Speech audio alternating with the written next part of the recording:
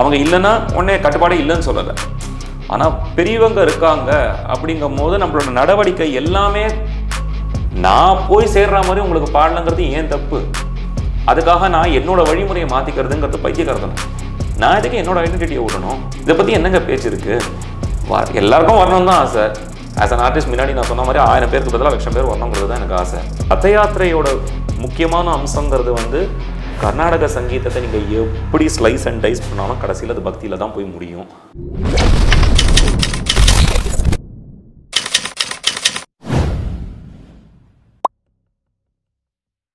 Media நேயர்களுக்கு வணக்கம். நம்மோடு இன்று இணைந்திருக்கும் பிரபல சங்கீத வித்வான், அவங்க தாத்தா பேர் சொன்னாலே நமக்கு நல்லாவே தெரியும். மிருதங்க வித்வான் திரு பாலக்காடு மணியையரின் பேரன் திரு பாலக்காடு ராம்பிரசாத் அவர்கள். அவருடைய பல்வேறு பணிகளுக்கிடையே நமக்காக நேரம் ஒதுக்கி நம்மை அழைத்திருக்கின்றார். அவரை வரவேற்பதில் மிகுந்த மகிழ்ச்சி அடைகின்றோம். வணக்கம், நல்லா இருக்கீங்களா? நமஸ்காரம். ரொம்ப சந்தோஷம் இந்த பிஸியான ஷெடியூலில் எங்களுக்காக டைம் கொடுத்தது. நிச்சயமாக ஹாப்பி டு. இப்போ நீங்கள் ஒரு விஷயம் ஆரம்பிச்சிருக்கீங்க, இந்த சங்கீத ஞானமும் அப்படின்றது, அது என்ன அர்த்தம்? அது சங்கீத ஞானமும் அப்படிங்கிறது வந்து ஒரு ரசிகர்களுக்காக உருவாக்கப்பட்ட ஒரு இனிஷியேட்டிவ். அது ஆரம்பித்தது வந்து ஒரு சில மாதங்கள் முன்னாடி கர்நாடக சங்கீத உறுதிமொழி அப்படின்னு ஒன்று நான் காயின் பண்ணியிருந்தேன். அது என்னன்னு கேட்டதுன்னா, கர்நாடக சங்கீதத்தோட ஆதாரமும் வேர்களும் நம்ம பக்தியும் தர்மத்தையும் சார்ந்தது அப்படிங்கிறது. ஸோ அதை உணர்த்துறதுக்கு ஒரு முன்முயற்சி தான் இந்த சங்கீத ஞானமுங்கிற ஒரு இனிஷியேட்டிவ். இந்த வேர்கள் பக்திக்கும் தர்மத்துக்கும் அடிப்படையானதுங்கிறது வந்து ஆர்டிஸ்ட்க்கு தெரியறதோட ஜனங்களுக்கு தெரியணும். அதுதான் ரொம்ப முக்கியம். நம்ம நினச்சிட்டு இருக்கோம் அதெல்லாம் எல்லாருக்கும் தெரியும் அப்படின்ட்டு. ஆனால் அதை ஞாபகப்படுத்துகிற மாதிரி நிறைய பேருக்கு ஏற்கனவே தெரியும், சில பேருக்கு தெரியாமல் இருக்கலாம். ஸோ தெரிஞ்சவங்களுக்கு ஞாபகப்படுத்துகிற மாதிரி, தெரியாதவங்களுக்கு இதை சொல்கிற மாதிரி, அப்படி உண்டான ஒரு முன்முயற்சி தான் இந்த சங்கீத ஞானமும். இந்த உறுதிமொழியை ஒட்டி நிறைய இனிஷியேட்டிவ்ஸ், நிறைய காரியங்கள் இந்த டிசம்பர் சீசனுக்கு நடக்கிறது. மெயினாக 4 விஷயம் நடக்கிறது. ஒன்று பக்தி ரத யாத்திரை. அதில் வந்து அது எங்கேருந்து ஆரம்பிக்கிறது யாத்திரை? சொல்கிறேன். ஸோ அதில் முதல்ல யாரை மூர்த்தியாக ஆக்ஷன் போகிறோன்னு சொல்கிறேன். தமிழ் நால்வர், அப்பர் சுந்தர சமுத்திரமாணிக்கம், அப்புறம் சீர்காழி மூவர், அப்புறம் சங்கீத மும்மூர்த்திகள். இவாள்லாம் வந்து தமிழ் இசையிலையும் சரி கர்நாடக சங்கீதத்துலேயும் சரி எப்படி இறைப்பணி, இறைவன் அப்படிங்கிறது ஒரு முக்கியமான அம்சம் நம்ம சங்கீதத்துக்கு அப்படிங்கிறத உணர்த்தல நிறையா பேரில் இவங்க ரொம்ப முக்கியமானவங்க.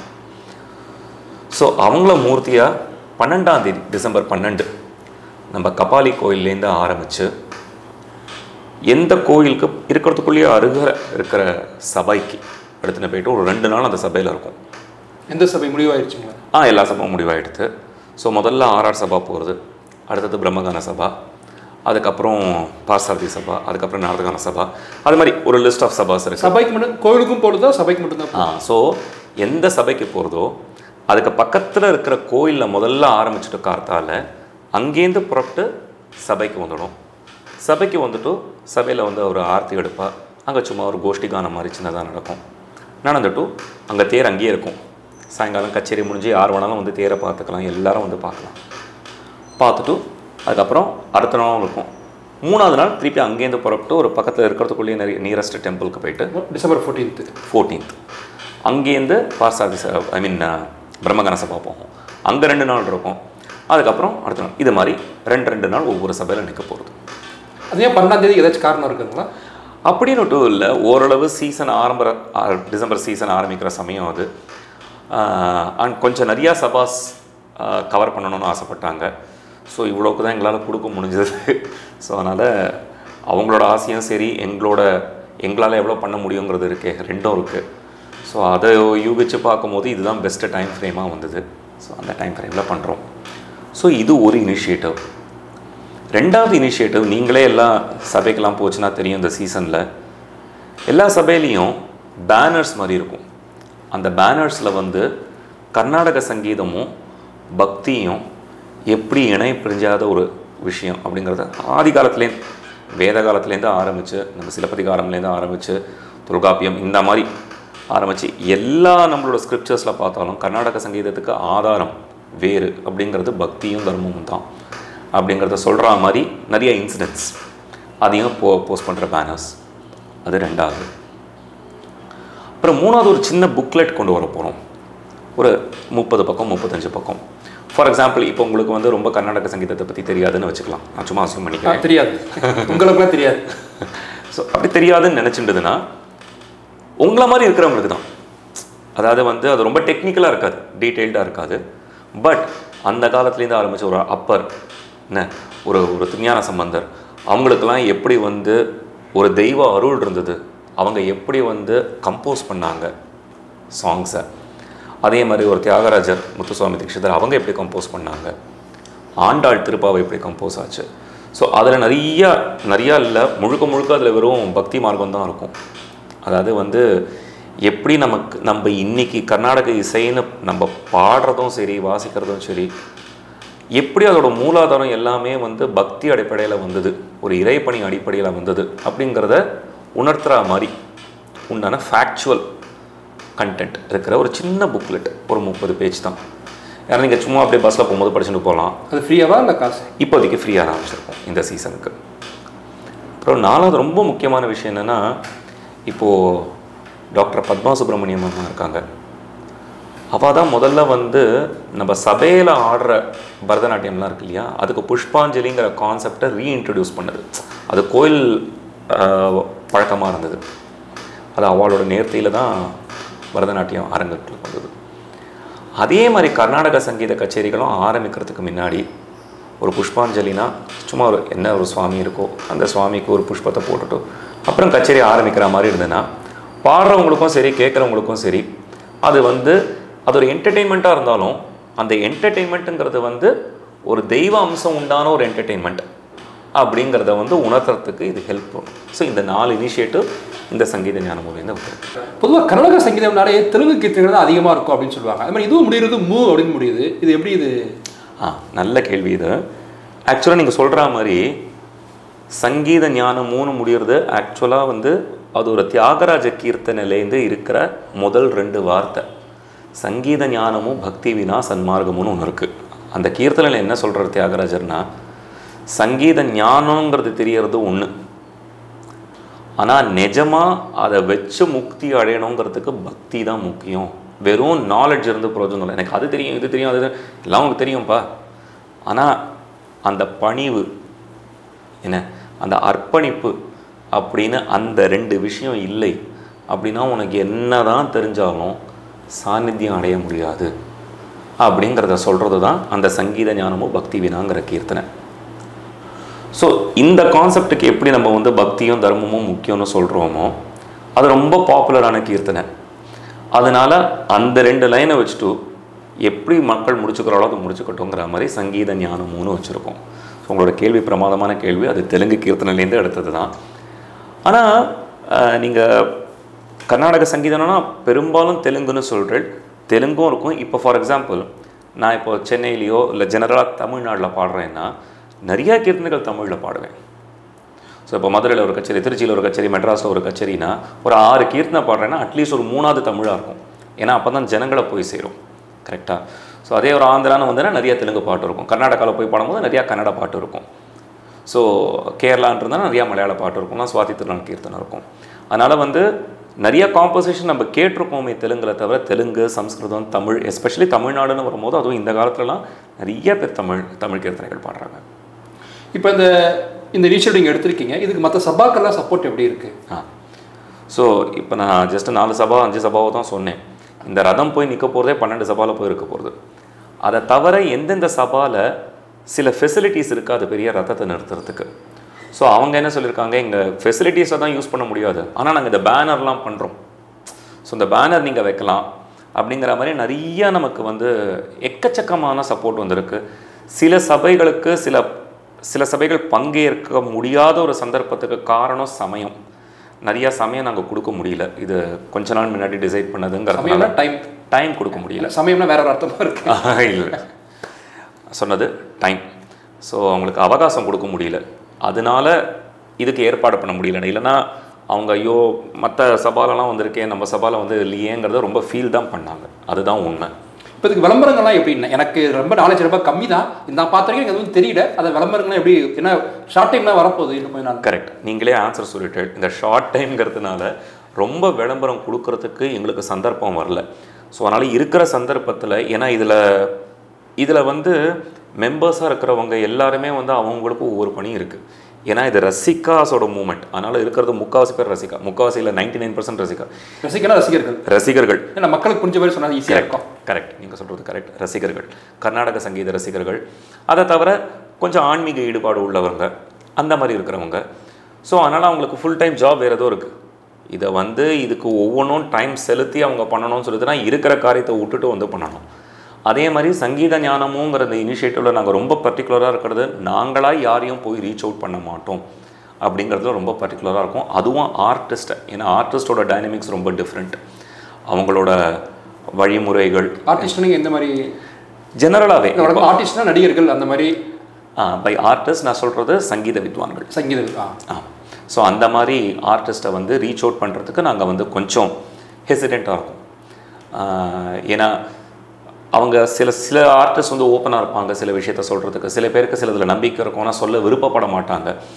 அவங்கள ஒரு தர்ம சங்கடமான ஒரு நிலைமையில் போய் கொண்டு நிறுத்த வேண்டாமே அப்படிங்கிறதுனால நாங்கள் ரீச் அவுட் பண்ணுறதில்ல. பட் சங்கீதக்காரங்களோட நிறைய சப்போர்ட் எங்களுக்கு இருக்குது, அது எங்களுக்கு தெரியும். ஆனால் அவங்க நிறையா வெளியில் சொல்கிறதுக்கு ஒரு மாதிரி ஒரு ஹெசிடன்சி இருக்குது, அண்டர்ஸ்டாண்டபிள் தான். இது எப்படி நீங்கள் தனியாக யோசனை பண்ணி இந்த இனிஷியேட்டிவ் ஆரம்பிச்சதா இல்லை ஒரு டீமாக ஆரம்பிச்சதா? ஸோ நான் என்னோட குரூப்பில் வந்து ஒரு 5-6 பேர் இருக்கும். வாட்ஸ்அப் குரூப்பா? இல்லை, என்னோட ஃப்ரெண்ட்ஸ் குரூப். ஆனால் இப்போ குரூப்னாலே எல்லாமே மொபைல் தான் இருக்குது. ஃப்ரெண்ட்ஸ் குரூப்புங்க, நேராக நல்ல மனுஷங்க, ஃபேஸ் டு ஃபேஸ். ஸோ நாங்கள் வந்து ஒரு 25 வருஷமாக 26 வருஷமாக காலேஜ் படிக்கிறதுலேருந்து நாங்கள் ஃப்ரெண்ட்ஸு. நாங்கள் வந்து இந்த லாஸ்ட் ஒரு ஃபியூ இயர்ஸாகவே இந்த மாதிரி தார்மீக காரியங்கள், இப்போ சில கோயில்கள்லாம் வந்து நிராகரிக்கப்படுறது, அந்த மாதிரி சில இடங்கள். அதுமாதிரி இந்த கோவிட் வர சமயத்தில் சில கஷ்டப்பட்ட ஆர்டிஸ்ட்லாம் இருந்தாங்க, கோவிடில் நிறையா இந்த மாதிரி கஷ்டப்படுறவங்க இருந்தாங்க. ஸோ அவங்களுக்கெல்லாம் ஹெல்ப் பண்ணணும் அப்படிங்கிறது வந்து எங்களோட காலேஜ் குரூப்பே ஒன்று இருக்குது. அதை ஒரு 5-6 பேர் ரொம்ப கான்ஸ்டன்ட் டச்சில் இருந்துகிட்டே இருப்போம் இந்த மாதிரி விஷயங்களில்.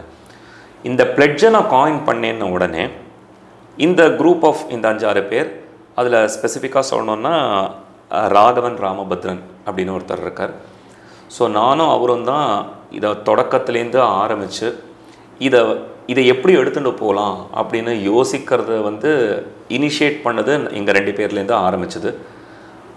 இமீடியட்டாக உறுதுணையாக வந்தது இந்த 5-6 பேர். நான் சொன்னேன் காலேஜ் ஃப்ரெண்ட்ஸ் அப்போலேருந்து இருக்காங்க அப்படின்னுட்டு, அப்போலேருந்து இருக்கிற காலேஜ் ஃப்ரெண்ட்ஸ் இந்த 5-6 பேர் சேர்ந்து தான் ஆரம்பித்தோம்.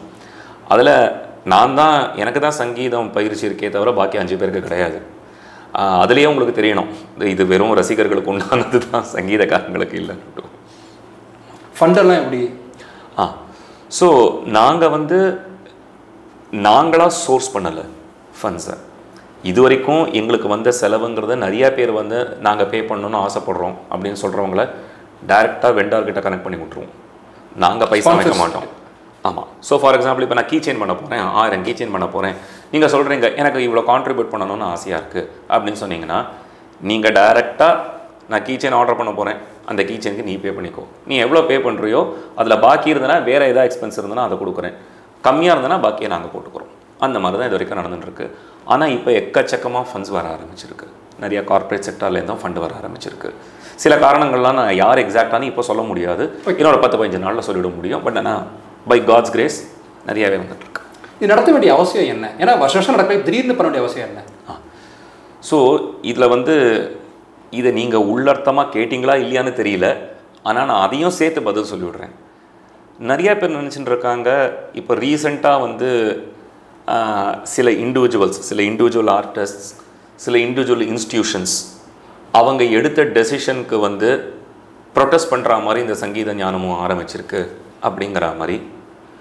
இன்ஃபேக்ட் நாங்கள் ஒவ்வொருத்தர்கிட்டையும் சங்கீத ஞானமும் நாங்கள் ஜாயின் பண்ணிட்டோமான்னு கேட்கும் போது இந்த அபிப்பிராயத்தோடு நீங்கள் வரீங்கன்னா தயவு செய்து வராதிங்கன்னு தான் சொல்கிறோம். இந்த அபிப்பிராயம்னா அதாவது இது வந்து ஒருத்தருக்கோ இல்லை ஒரு இன்ஸ்டிடியூஷனுக்கோ அகெயின்ஸ்ட்டு அப்படிங்கிற அபிப்பிராயத்தோடு வராதிங்க அப்படின்னு சொல்கிறது தான் முக்கியமான விஷயம். ஏங்கிறத சொல்கிறேன். இந்த டைமிங் ஆப்வியஸ்லி நமக்கு சஸ்பெக்ட் பண்ண தான் தோணும். இந்த சமயத்தில் இந்த வருஷம் இத்தனை நாள் இல்லாமல் ஏன் இப்போது அப்படிங்க. இது ஆக்சுவலாக வந்து கொஞ்சம் வருஷமாகவே ப்ரூவ் ஆகிட்டு இருக்கிற விஷயந்தான். நமக்கு இந்த வருஷத்தில் ஒரு அவார்டுனால நிறைய விஷயங்கள் வெளியில் தெரிய வரதே தவிர சங்கீதத்தை சார்ந்து இருக்கிறவங்களுக்கு நிறைய விஷயங்கள் ரொம்ப வருஷமாகவே தெரிஞ்சுட்டுருக்கு. இது வந்து ரொம்ப சாதாரண, அதாவது கர்நாடக சங்கீதமே தெரியாது, ரொம்ப எனக்கு எப்போவாது கேட்பேன் அப்படிங்கிறவங்களுக்கு தான் இந்த மாதிரி ஒன்று தோணும். அதான் ஏன் இந்த வருஷம் ஏன் இப்படி அப்படிங்கிறதுலாம். மற்றபடி வந்து இந்த கர்நாடக சங்கீதத்துக்கு இறை பணிங்கிறது அவசியம் இல்லை, இந்த பக்திங்கிறது அவசியம் இல்லை அப்படிங்கிற இந்த ஒரு கதை, இந்த நரேட்டிவ் வந்து ரொம்ப வருஷமாக ஓடின்னு இருக்கு. சரியா? ஸோ நிஜமாகவே இதுக்கு உண்டான தருணம் இப்போ தான் வந்தது. என்ன அது இதோட கோயின்சைடு ஆனதுனால அது ரொம்ப நேச்சுரலாக தான் எல்லாருக்கும் தோன்றது. இந்த சமயத்தில் இப்படி வந்திருக்குன்னா அப்படின்னா நிஜமா இல்லை. ஏங்கிறதையும் சொல்கிறேன். இப்போது கர்நாடக சங்கீதம் பக்தியை சார்ந்ததுங்கிறது ஒரு ரொம்ப பெரிய ஃபிலாசபி. அவ்வளோ பெரிய ஃபிலாசபியை நம்ம வந்து ஒருத்தருக்கோ ஒரு இன்ஸ்டிடியூஷனுக்கோ அகெயின்ஸ்டாக யூஸ் பண்ணுறது அந்த கொள்கையையே கொஞ்சம் கொச்சப்படுத்துகிற மாதிரி. உண்மையாக அதான் சொல்லணும். மோரோவர் இப்போ நாங்கள் சொல்கிறது எப்படின்னா, சங்கீதத்துக்கு வந்து கர்நாடக சங்கீதத்துக்கு பக்தி ரொம்ப அவசியம்னு சொல்கிறது எப்படின்னா, எங்கள் அப்பா அம்மா கஷ்டத்தில் இருக்கும்போது நான் அவளை காப்பாற்றுவேங்கிற மாதிரி. அது தெரிஞ்ச விஷயம் தானே, எதுக்கு அதை சொல்லணும்?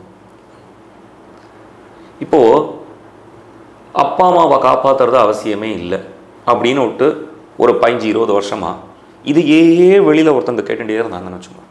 வேற அது முக்கியம் அப்படின்னு நானும் சொல்கிறதுக்கு இல்லை.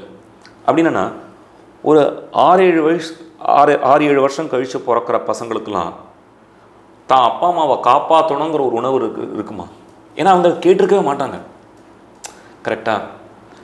ஸோ இப்போது இன்னொரு பேரலன் சொல்லணும்னா, சினிமா பேரலன் சொல்லணுன்னா, இப்போது எம்ஜிஆர் படத்துலலாம் வரும்போது அவர் வந்து குடிக்காத, சிகரெட் பிடிக்காத, நல்ல பணிவோட இரு, பண்போடு இரு, கார்த்தால சீக்கிரமாக எழுந்துக்கோ, சோம்பேறித்தனமாக இருக்காத, என்ன நல்ல நல்ல மனுஷனாக வாழ, மற்றவங்களுக்கு ஹெல்ப் பண்ணு அப்படின்னா அவரோட பாட்டுலேயும் வரும், அவர் படத்துலேயும் இருக்கும், அவரோட கேரக்டரே அப்படி தான் இருக்கும். என்ன அதனால் எவ்வளோ சமுதாயத்திற்கு நல்ல மெசேஜ் போயிட்டு இருந்தது.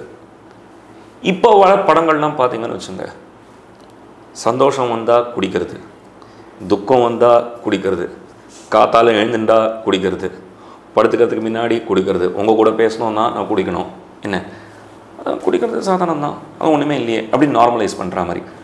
தப்பாக சரியா அது வேறு விஷயம்.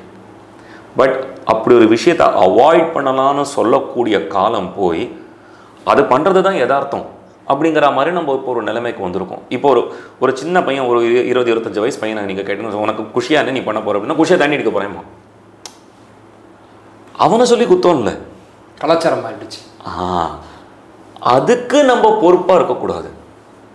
இப்போது அந்த மாதிரி இது குடிக்கிறது தப்பு இல்லை அப்படிங்கிற மாதிரி ஒரு கலாச்சாரத்தை வளர்க்கறதுக்கு பேசாமல் இருந்தவங்களும் காரணம்தான்.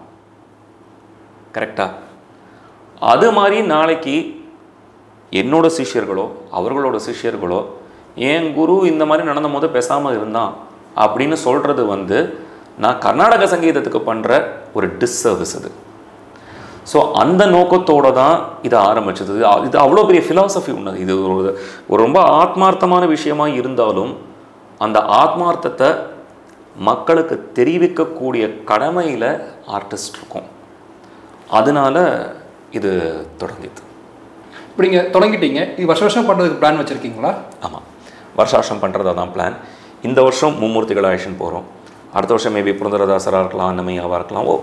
ஒவ்வொரு வருஷம் ஒவ்வொன்று என்ன நடக்கிறதோ அந்த மாதிரி. பட் இது வருஷம் பண்ணுறது தான் எங்களோட ஆப்தி. இப்போ சமீபத்தில் ஒருத்தருக்கு விருது கொடுக்குறாங்க அப்படின்ற மாதிரி முடிவாச்சு. நீங்கள் அதை கடுமையாக எதிர்த்தீங்க. யாருக்கோ விருது கொடுக்கும்போது நம்ம எதிர்க்கிறது என்னென்ன நமக்கு உரிமை இருக்குது? கரெக்ட். ஸோ இப்போ நான் பேச போகிறேன், நான் இப்போ உங்களுக்கு கொடுக்குற பதில் சங்கீத ஞானமும் சார்பில் சொல்லலை, என்னோட பர்சனல் கெப்பாசிட்டியில் சொல்கிறேன். ஸோ ஏன்னா நான் அவ்வளோ தூரம் ஸ்பெசிஃபிக்காக சொல்லியிருக்கேன், இது ஒருத்தருக்கும் ஒரு இண்டிவிஜுவலுக்கும் ஒரு இன்ஸ்டியூஷனுக்கும் அகெயின்ஸ்டாக இல்லைன்னுட்டு. ஸோ நானே இந்த கொஸ்டினை ஆன்சர் பண்ணித்தேன்னா மக்களுக்கு எந்த ஒரு டவுட்டும் வந்துடக்கூடாது. இப்போ தானே இதை சொன்னால், ஸோ இப்போ நான் பேசுகிறதே என்னோடய பர்சனல் கெப்பாசிட்டியில் பேசுகிறேன்.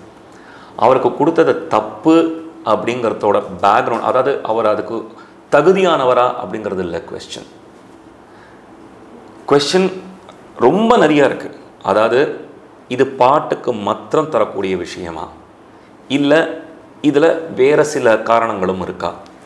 ஏன்னா அந்த விருது தர அந்த அந்த நிறுவனம் வந்து அவள் அறிவித்த போது இந்த கலைஞர் பாடகர் மாத்திரம் இல்லை, சமுதாய சேவைகள் இதெல்லாம் பண்ணியிருக்கார், அதையும் சேர்த்து போட்டாங்க.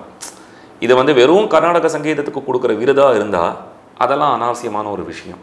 கரெக்டாக அதுக்கு சில பதில் கொடுத்தாங்க, சில பதில் ஒப்புத்துக்கொள்கிற மாதிரி இல்லை, சில பதில் ரொம்ப இன்கம்ப்ளீட்டாக இருந்தது. அதனால வந்து அதுக்கு இன்னும் கிளியர் எக்ஸ்ப்ளனேஷன் இல்லை. அதுக்கப்புறம் நிறைய ஆர்டிஸ்ட் கேட்டது என்னன்னு கேட்டதுன்னா, அவர் கிட்டத்தட்ட ஒரு 10-12 வருஷமாக கர்நாடக சங்கீத கச்சேரிகள் நிறையா பாடாததுக்கு காரணமே இது வந்து ஒரு குறிப்பிட்ட சமுதாயத்துக்கு உண்டானது தான் அப்படின்னு சொல்லி தான் இதே எந்த நிறுவனம் அவருக்கு விருது தருதோ அதே இடத்துல ஒரு 10 வருஷம் பாடாமல் இருந்திருக்கு. ஸோ அப்போ நேச்சுரலாக நமக்கு என்ன கேட்க தோணும், சரி இந்த 10 வருஷத்தில் என்ன மாறிடுது, மாறினாலும் இந்த விருது வாங்குறீங்களா அப்படின்னு முதல்ல நம்ம கேட்க தோணும்.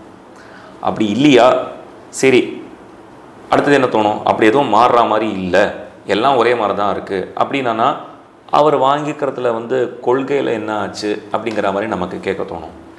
நெக்ஸ்ட்டு கொஸ்டின், இவ்வளோ இவர் பேசியிருக்காரு, இவர் என்ன பண்ணியிருக்கார், நிஜமாகவே இவர் சொல்கிற மாதிரி இன்னும் ஆதாரம் இன்னும் கொடுக்கல. அதை நம்ம ரொம்ப முக்கியமாக புரிஞ்சுக்கணும். சரியா? இப்போ வந்து அவர் சொல்லியிருக்கிறது இது வந்து ஒரு குறிப்பிட்ட சமுதாயத்தை சேர்ந்தது தான் சொல்கிறது. இன்னி தேதி வரைக்கும் என்ன அவர் ஒரு கர்நாடக இசைக்கலைஞரை குறிப்பிட்டு இந்த கலைஞர் இல்லை இந்த கலைஞர்கள் இந்த மாதிரி எக்ஸ்க்ளூசிவாக தான் பண்ணாங்க, இன்க்ளூசிவாக பண்ணலை, அதுக்கு இந்த ஆதாரம் இருக்குது அப்படின்னு இது வரைக்கும் காட்டலை. நான் ஒரு பக்கம் பார்த்தா வழக்கமாக எனக்கு ரொம்ப மரியாதைக்கு வழக்கமாக சொல்கிற கருத்துக்கள் சொல்கிறேன், ஒரு சமுதாயம் மட்டும்தான் அங்கே அதிகமாக அதில் ரெப்ரசன்ட் பண்ணுற மாதிரி இருக்குல்ல. அது இதில் யாருக்கு நாட்டம் இருக்கோ அவங்க வருவாங்க சார். இப்போ ஒன்றும் இல்லை, இப்போ ஷேக் சின்ன மௌலானா இருக்கார், அவர் எந்த சமுதாயத்தை சேர்ந்தவர், இஸ்லாமியர். கேஜே யேசுதாஸ் இருக்கார், கிறிஸ்டியன். அவர் என்ன மதுரை சோமு இருக்கார், அவர்லாம் அதே மாதிரி ராஜரத்னம் பிள்ளை இருக்கார், ராஜமாணிக்கம் பிள்ளை இருக்கார். இவங்கள்லாம் வந்து தெய்வமாக மதிக்கக்கூடிய வித்வான் கலைஞர். ஸோ இவங்கள வந்து ஓ நீ இஸ்லாமியனா, நீ நன்னா வாசிச்சாலும் நன்னா வாசிக்கல அப்படின்னு சொல்கிறவங்க ஃபர்ஸ்ட் ஆஃப் ஆல் கலைஞரே கிடையாது. என்ன ஒரு தோடி கல்யாணி நன்னா இருந்ததுன்னா அதை ரசிக்கிறவன் தான் ரசிகன். யார் பாடுறான், ஓ இவன் பாடுறானா அப்போ நன்னா இருக்குது அப்படின்னு சொல்கிறோம் ரசிக்கனே கிடையாது. அவனெல்லாம் ஃபஸ்ட்டு கவுண்டே பண்ணக்கூடாது. கர்நாடக சங்கீத உலகம் தான் முக்கியம், அவ்வளோதான். அதே மாதிரி எந்த சபா, ஏதாவது ஒரு சபா இவர் சொன்னாரா, நீ பாடுறதெல்லாம் நல்லா இருக்குப்பா, ஆனால் நீ இந்த சமுதாயத்தை சேர்ந்தவன் இல்லை, அதனால நான் உனக்கு சான்ஸ் தர மாட்டேன் அப்படின்னு மறைமுகமாகவோ டைரக்டாகவோ, இப்போ நான் கலைஞர் விஷயமாகவும் சொன்னேன், ரசிகர்கள் விஷயமாகவும் சொன்னேன், ஆர்கனைசர் விஷயமாகவும் சொன்னேன். இதில் டைரக்ட் இன்டைரக்ட் எவிடன்ஸ் எதுவுமே இல்லை. இதுக்காக நடந்ததே இல்லை அப்படின்லாம் நான் சொல்லலை. நடந்திருக்கிறதுக்கு சான்சஸ் இருக்குது. அப்படி நடந்தவங்களை இண்டிவிஜுவலாக போய் கேட்கணும். இப்போ நான் அப்படி பண்ணிட்டேன்னு வச்சுங்க, என்ன நான் சொல்கிறேன், நான் உனக்கு கற்றுத்தர மாட்டேன் ஏன்னா நீ வந்து ஒரு சமுதாயத்தை சேர்ந்தவன் இல்லை அப்படின்னா நியாயப்படி நீங்கள் எல்லாரும் சேர்ந்து என்னை வந்து கேட்கணும். இப்போது நம்ம என்ன சொல்கிறோம், இப்போ நிறையா சில வந்து எத்தனையோ நேர்மையான போலீஸ்காரங்க இருக்காங்க. என்ன இப்போ நம்ம திடீர்னு ஒரு போலீஸ்காரர் ஒருத்தர் இருக்கார், அவர் சொல்கிறார் சரிப்பா நீ ஒரு 50 ரூபா தா அப்படி போயிடு அப்படின்னா, போலீஸ்காரங்கன்னா லஞ்சம் தான் அப்படின்னா அதுக்கு நான் ஆதாரம் காட்ட வேண்டாமா? இருந்திருக்கலாம், ஒருத்தர் அப்படி வாங்கியிருக்கலாம். சரியா? அதே மாதிரி ஒரு ஃபீல்டுனாலே இந்த ஃபீல்டுனாலே மோசம், எனக்கு ஆதாரம் இருக்கா? வாய் வார்த்தையாக சொல்லக்கூடாது. வாய் வார்த்தையாக சொல்லி அதனால ஒரு பிரிவினையை கிரியேட் பண்ணக்கூடாது. ஆதாரத்தோடு இருந்து அதுக்கப்புறம் அது ஒரு பிரிவினை கிரியேட் ஆச்சுன்னா அது ஒரு நேச்சுரலான விஷயம். எஸ் இதுக்கு ஆதாரம் இருக்குப்பா, இதுக்கு சண்டை போட வேண்டிய விஷயம்தான். ஒன்றும் நான் ஒவ்வொரு இன்டர்வியூலும் சொன்னது தான், இந்த மாதிரி ஏதாவது ஒரு இடத்துல ஒரு சமீப காலத்தில் ஏதாவது ஒன்று இந்த மாதிரி ஒரு இன்சிடென்ட் நடந்ததுன்னா உங்களோட ஆடியன்ஸ்க்கு சொல்கிறேன், நான் போய் கேட்பேன். நான் மாத்திரம் இல்லை, என்ன மாதிரி இருக்கிற எல்லா ஆர்டிஸ்ட்டும் போய் கேட்பா சார். ஏன்னா at the end of it யோசிச்சு பாருங்க, நாங்களும் பாடி சம்பாதிக்கிறவங்க தானே. சம்பாத்தியம் எனக்கு வரணும்னா நிறைய பேர் கேட்கணுமா வேண்டாமா? நான் சொன்னேன்னு வச்சுக்கோங்க, இல்லை நீங்கள் ஒரு 20 பேர் வந்து கேளுங்க அப்படின்னா எனக்கு பொழப்பு நடக்குமா? முதல்ல ரொம்ப யதார்த்தமாக யோசிச்சு பாருங்க. எனக்கு 100 பேர் வந்தால் சந்தோஷமா, 1000 பேர் வந்தால் சந்தோஷமா, 1,00,000 பேர் வந்தால் சந்தோஷமா? அதிகமாக வருமானமும் அதிகமாகும். ஸோ இதில் வந்து நீங்கள் எப்படி யோசிச்சு பார்த்தாலும் ஒரு கம்யூனிட்டியை எக்ஸ்க்ளூட் பண்ணுறதுங்கிறது பைத்தியகாரத்தனம். ஃபஸ்ட்டு மொராலிட்டியை விடுங்க. It doesn't even make business sense. நான் சொன்னேன்னு வச்சுங்க, நீங்கள் இப்போ உங்கள் டிவியில் சொல்லுவீங்களா, இது வந்து வெறும் தெலுங்கு பேசுகிறவங்களுக்கு மாத்திரம்தான், இல்லை தமிழ் பேசுகிறவங்களுக்கு மாத்திரம், அப்படி உங்களால் சேனல் நடத்த முடியுமா? எக்ஸ்க்ளூசிவாக ஒரு விஷயத்தை நடத்த முடியுமா இந்த காலத்தில்? அதுவும் டைம் அண்ட் ஏஜ் இம்பாசிபிள். சரியா? ஸோ இதுக்கு முதல்ல ஆதாரம் இல்லாமல் இப்படி ஒன்று நடந்திருக்கிறதுக்கு சான்ஸ் இருக்குது அப்படிங்கிறத திருப்பி திருப்பி திருப்பி திருப்பி சொல்ல சொல்ல சொல்ல இதனால எத்தனை டிவிசிவ்னஸ் வந்திருக்கு. சங்கீதம் தெரியாதவங்க எத்தனை பேர் இதை பற்றி பேசுகிறாங்க. சங்கீதத்தை பற்றி கேஜே யேசுதாஸ்னால் யாருன்னு கேட்குறவங்க இருக்காங்க. அவங்க என்னடான்னு கேட்டு தான் இன்டர்வியூக்கெல்லாம் ரெஸ்பாண்ட் பண்ணிட்டு இருக்காங்க. ஆமாம், நீ வந்து இந்த உயர்ந்த ஜாதியை சார்ந்தவங்கிறதுனால இப்படி நீ பேசுகிற அப்படின்னு. கர்நாடக சங்கீத கச்சேரிக்கு முன்னாடி நீ போயிருக்கேன்னா அது அதே முக்கியங்கிறாங்க. என்ன சொல்கிறேன் புரியுறதா? ஸோ இப்படி ஒரு ஆதாரமற்ற ஒரு விஷயத்தை சொல்லும் போது அதில் இருக்கக்கூட சாராம்சத்தை விட்டுட்டு பாக்கி இருக்கிற விஷயம்லாம் இருக்கே, அதில் ஈடுபாடு உள்ளவங்கலாம் கர்நாடக சங்கீதத்தை பற்றி அசிங்கமாக பேச ஆரம்பிக்கிறாங்க. அது கர்நாடக சங்கீதத்துக்கு எவ்வளோ கெட்ட பேர். கரெக்டாக? ஸோ அதனால தான் நிறையா ஆர்டிஸ்ட்டுக்கு வந்து இதில் நிறையா மனக்கசப்பு வந்தது. இதுக்கு தான் எக்ஸ்ப்ளனேஷன் கேட்டோம், நிறைய பேர் கேட்டோம். At individual level, collective level எல்லாம் கேட்டோம். எக்ஸ்ப்ளனேஷன்லாம் பெருசாக வரல. கோர்ட்டு கேஸுக்கு போய் அது வரைக்கும் கோர்ட்டு கேஸுங்கிறது ஒரு டிஃப்ரெண்ட்டான விஷயத்துக்கு போச்சு. கோர்ட்டு கேஸுங்கிறது வந்து எம்எஸ் அம்மாவோட ஃபேமிலி, அவங்களோட கொள்ளு பேரை வந்து இது மாதிரி அவங்க எம்எஸ் அம்மா பேரில் இருக்கிற எந்த அவார்ட்ஸையும் இன்ஸ்டியூட் பண்ணக்கூடாதுங்கிற பில் அவர் ரீசெண்டாக கண்டுபிடிச்சிருக்காரு. ஸோ எப்போ எம்எஸ் அம்மாவை பற்றியே கொஞ்சம் அவதூறமாக பேசுகிற மாதிரி சில ஆதாரங்கள் இருந்திருக்கோ அந்த சமயத்தில் கொடுக்கக்கூடாதுங்கிறது வேற, அதுவும் இவருக்கே கொடுக்கணுங்கிறது வந்து ஒரு ஒப்புத்துக்கொள்ள முடியாத ஒரு விஷயம் அப்படின்னு கேஸ் போட்டாங்க. இப்போ இந்த ரத யாத்திரையால் என்ன தாக்கம் ஏற்படும் மக்கள்கிட்ட? ஆனஸ்டாக சொல்லணும்னா ஒரு அவேர்னஸ், ஒரு எனக்கு அவேர்னஸ்க்கு மேலே எது நடந்தாலும் வந்து அது எங்களுக்கு போனஸ் தான், அதுதான் உண்மை. ஸோ இப்படி ஒரு ரதம் பெயிண்ட் இருக்கு அப்படின்னா என்ன நடக்கிறது அப்படின்ட்டு முதல்ல மக்களுக்கு கேட்க தோணும். கரெக்டாக? அப்போ கேட்கும் போது எதுக்கு இந்த பக்தி ரத யாத்திரை அப்படின்னு ஆரம்பிப்பார். இல்லைம்மா, கர்நாடக சங்கீதங்கிறது வந்து பக்தியை சார்ந்தது. சில பேர் அதோடு நிறுத்திடுவாங்க. சரி, எப்படி சொல்கிற அப்படின்னா புக்லெட் இருக்கும், இதில் வந்து கர்நாடக சங்கீதம். எத்தனை அச்சடிக்க போகிறீங்க புக்லெட்டு? அது வந்து இப்போ வந்து 1000 கணக்குகளா இல்லை 10,000 கணக்குகளாங்கிறது தான் தெரியாது, அந்த அளவு தான் தெரியும் இப்போதைக்கு. ஏன்னா இது வந்து சின்ன புக்லெட், ஒரு 30 பேஜ் தான். இது எப்போ நாங்கள் ரிலீஸ் பண்ணுறோங்கிறதையும் பொறுத்து இருக்கு. ரத யாத்திரை முதலே பண்ணுமா இல்லை ஒரு வாரம் கழிச்சு பண்ணலாமா அப்படிங்கிறது, இது ரெண்டும் ஓடின்னு இருக்கு சைமல்டேனியஸாக. நான் தான் சொன்னேனே, கால அவகாசங்கிறது வந்து எங்களுக்கு ஃபேவரபுளாகவே இல்லை. ஸோ எல்லாம் முக்கால்வாசி கடைசி நேரத்தில் ஏதோ சுவாமி நடத்திட்டு போகிறாங்கிற மாதிரி தான் வச்சுட்டுருக்கோம். என்ன அதனால் அந்த டீட்டெயில்ஸ் எனக்கு இல்லை. பட் எங்களுக்கு கிடைச்ச சில உணர்வுகளை வச்சு பார்க்குறதே ரத யாத்திரை மோதும் கொடுத்ததுன்னா அது இன்னும் அடிஷ்னல் பெனிஃபிட்ஸ் இருக்கும். ஸோ சில பேர் வந்து அப்படியான்னு நிறுத்துவாங்க, சில பேர் எப்படின்னு கேட்பாங்க. எப்படின்னு கேட்குறவங்களுக்கு இந்த புக்லெட் ஹெல்ப் பண்ணும். ஏற்கனவே தெரிஞ்சவங்களுக்கு இது ரீஎன்ஃபோர்ஸ் பண்ணும், ஞாபகப்படுத்தும். ஆமாம் இல்லை, இப்போ நம்ம சும்மா ஒரு கச்சேரிக்கு பொறுத்து குஷி அப்படியே கேட்டுட்டு வருது, சினிமா மாதிரி இல்லை, என்டர்டெயின்மெண்ட் தான். அட் எண்ட் ஆஃப் இட் போயிட்டு வரும்போது சந்தோஷமாக ஹாப்பியாக வரணும், கவலையை மறந்துட்டு வரணும். ஆனால் என்ன மாதிரி அப்படிங்கும் போது ஒரு தெய்வீகத்தை சார்ந்தது அப்படிங்கிற ஒரு உணர்ச்சியோட ஒரு யோகா கிளாஸ் போயிட்டு ஒருத்துக்கும் என்ன, ஒரு சினிமா போயிட்டு ஒருத்துக்கும் வித்தியாசம் இருக்கும். ரெண்டுத்துலேயும் நீங்கள் ரெஃப்ரெஷ்டாக வரலாம். கரெக்டாக? இல்லை ஒரு ஹைக்கிங் போயிட்டு வரும்போது ஒவ்வொன்றுத்துக்கும் ஒவ்வொரு நமக்கு ரிஃப்ரெஷ்டாக தான் இருக்கும். ஆனால் உணர்வுகள் what happens between that time அப்படிங்கிறது ரொம்ப டிஃப்ரெண்ட் இல்லையா?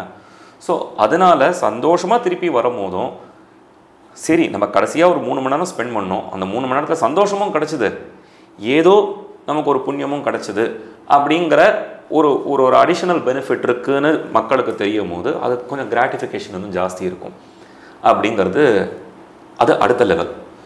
ஸோ இந்த 3 லெவல் சொல்லிட்டேன். ஒன்று சாதாரணமாக கேட்குறது, இன்னொன்று கொஞ்சம் டீட்டெயிலாக தெரிஞ்சவங்களுக்கு ஆமாம் இல்லை அப்படிங்கிறது ரீஎன்ஃபோர்ஸ் பண்ணுறது.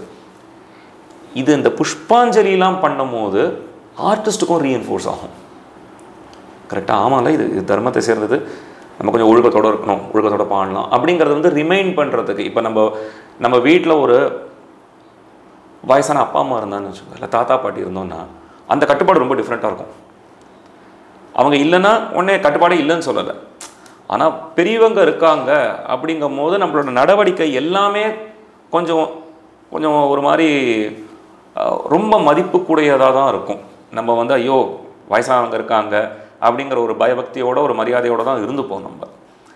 அந்த மாதிரி தான் அது ஒரு ரிமைண்ட் பண்ணுறதுக்கு கொஞ்சம் வழி வகுக்கிற மாதிரி அதை ஞாபகப்படுத்தணும். வழி வகுத்துட்டுலாம் போயிட்டாங்க எல்லாரும். அப்படி ஒன்று இருக்குது, எப்போ வந்து அதெல்லாம் வழியே கிடையாதுங்கிற சமயத்தில் இல்லைப்பா வழி இருக்குன்னு பெரியவங்க சொல்லியிருக்காங்க. இது கர்நாடக சங்கீதத்துக்கு தான். ஸோ இசைக்கு மொழி இல்லை, இசைக்கு பக்தி இல்லை, அதெல்லாம் கரெக்டு தாங்க. ஓகே, அது ரொம்ப முக்கியமாக புரிஞ்சுக்கணும். எனக்கு இறைவனோட நம்பிக்கை அவசியமே கிடையாது. நான் பாடணுன்னா கலைஞனாக இருந்தாலும் நான் பாடுறவனாக இருந்தாலும் இது ரொம்ப முக்கியமான பாயிண்ட்.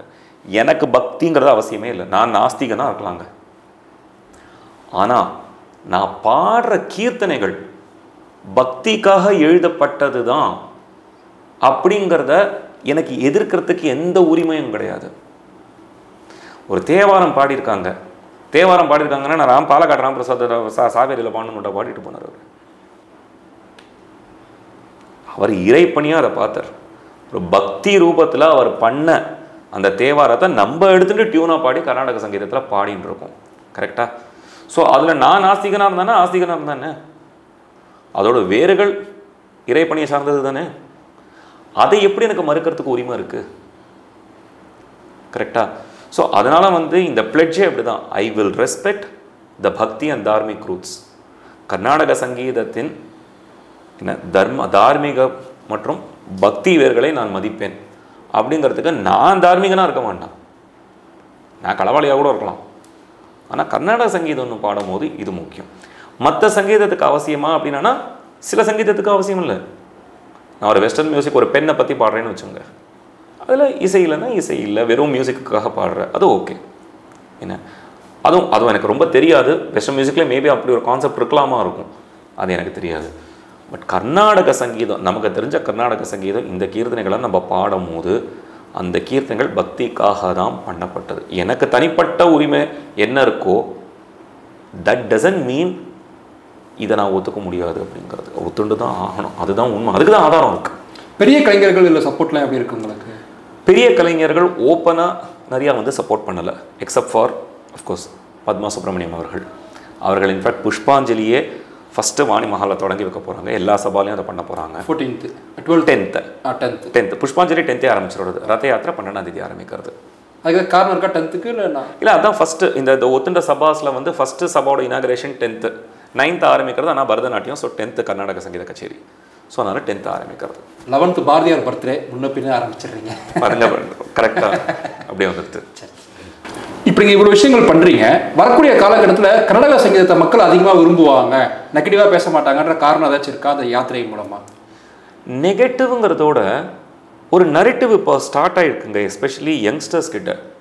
அதாவது வந்து கர்நாடக சங்கீதத்துக்கு பக்தி அவசியம் இல்லை, நான் சுத்தமாக பாடினா போகிறோம், இது பண்ணால் போகிறோம், அவ்வளோதான், டெக்னிக்கலாக நான் கரெக்டாக இருந்ததுனா போகிறோம், எனக்கு எதுக்கு பக்தி அவசியமே இல்லையே அப்படிங்கிறது.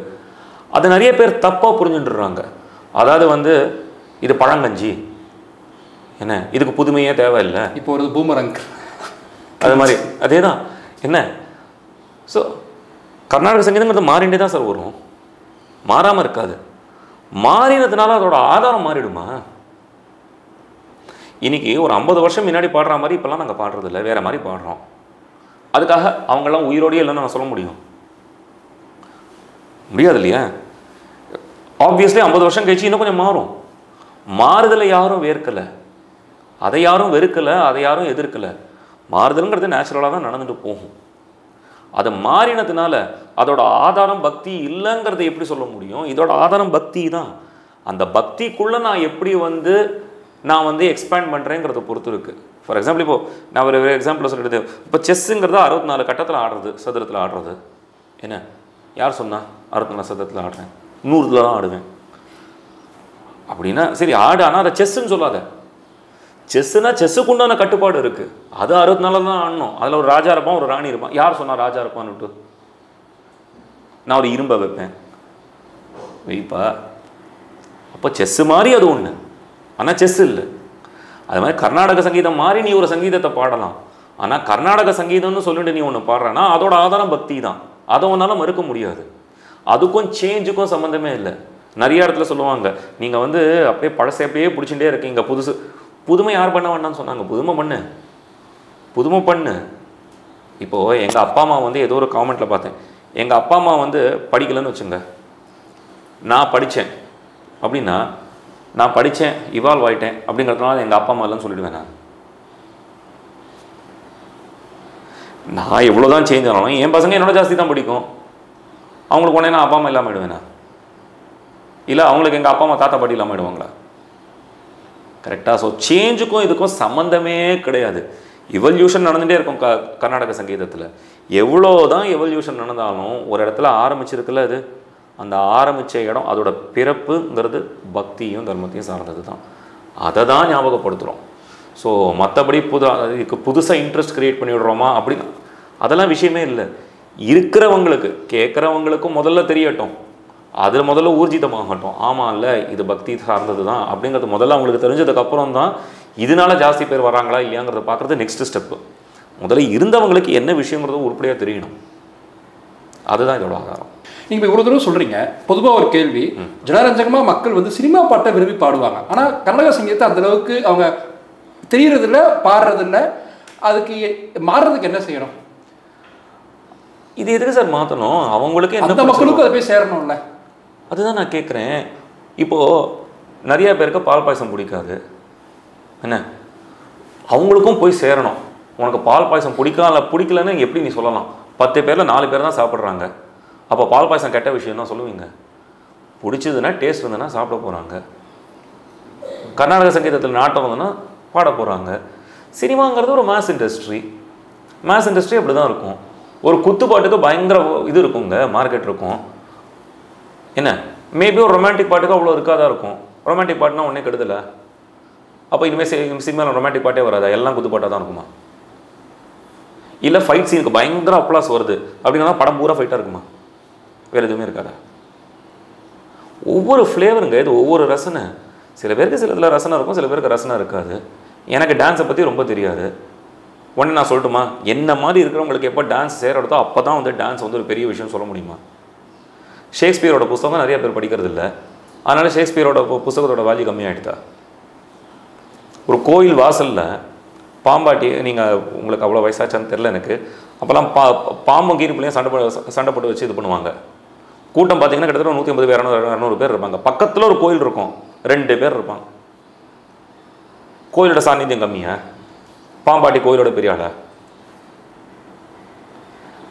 ஸோ இதெல்லாம் வந்து இது எல்லாருக்கும் போய் சேரணுங்கிறதுக்காக நான் வந்து இது பண்ண போகிறேன். நான் நீ நன்னா பாடி பிடிச்சதுன்னா வருவோம். நான் கச்சேரி பாடிட்டு உங்களுக்கு பிடிக்கலன்னு வச்சுங்க, அது கர்நாடக சங்கீதத்தோட தப்பு இல்லை. நான் போய் சேர்ற மாதிரி உங்களுக்கு பாடலங்கிறது ஏன் தப்பு? அதுக்காக நான் என்னோட வழிமுறையை மாற்றிக்கிறதுங்கிறது பைத்தியக்காரத்தனம். நான் இதுக்கு என்னோட ஐடென்டிட்டியை விடணும்? யாருமே விட மாட்டாங்க.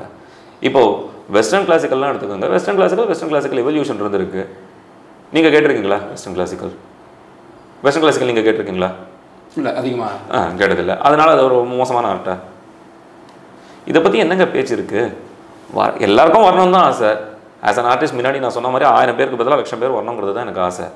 அந்த பாக்கி 99,900 பீப்புளை நான் போய் ரீச் பண்ணணும் அப்படிங்கிறதுனால இருக்கிற 100 பேரை விட்டேன்னு வச்சுங்க.